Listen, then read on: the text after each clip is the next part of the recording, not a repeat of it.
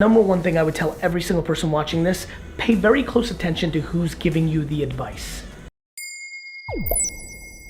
Living proof that the American dream is alive and well, and just out of college, by being an early adopter of the internet, he took his father's discount liquor store from being a local store doing $4 million a year in revenue to an internet phenomenon doing $45 million in revenue in just 5 years. On top of all that, he's also a prolific angel investor and venture capitalist who was an early investor in such juggernauts as Snapchat, Facebook, Twitter, and Uber.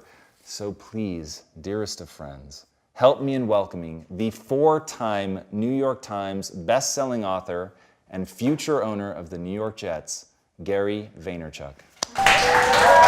I'm scared. I'm scared because I know that there are so many of you that graduate this month and have no idea what you want to do. And that's okay. Most people don't. You should not be stressed about that. I'm actually not scared about that. You're 5 seconds out. I know. The end. I know. Because I feel like I did so well in school. I was like, okay, so how do I translate that into You don't. But you don't think you can't not. No, I just don't know how to get Right, you gotta get out of that rhythm. Yeah. You gotta get into real life rhythm.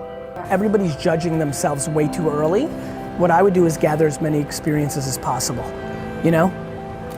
You're not lost in life, you're just early in the process. You know what I mean? Okay. You're lost by other people's standards, not by your actual, if you actually took it practically, you haven't even started.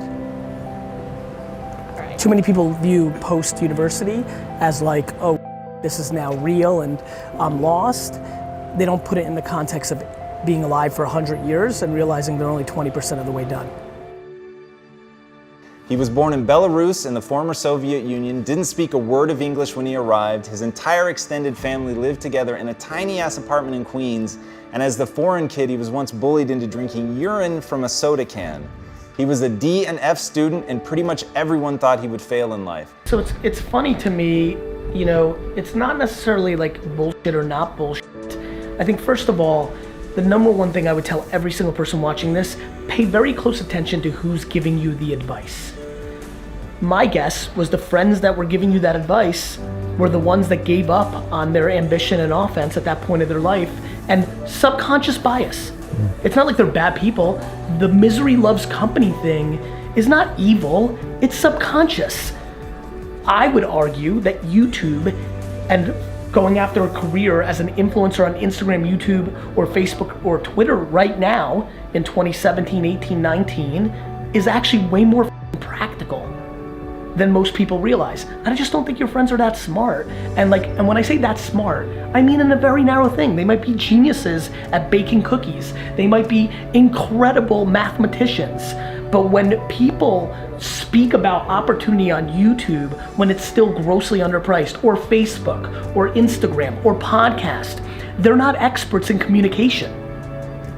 Brother, Yeah. they're not experts in communication. Yeah, 100%. Like, when I tell you something about the New York Jets, that's a good idea to listen to me. When I tell you something about radishes, bad idea. Pay the attention to who's giving you the advice.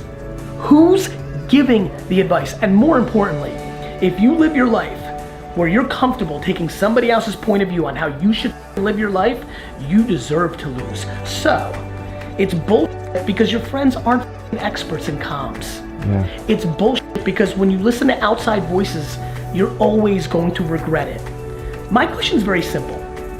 Would you rather appease the inconvenience right now in the short term, or do you want to sit around as a 78-year-old and regret how you lived your life?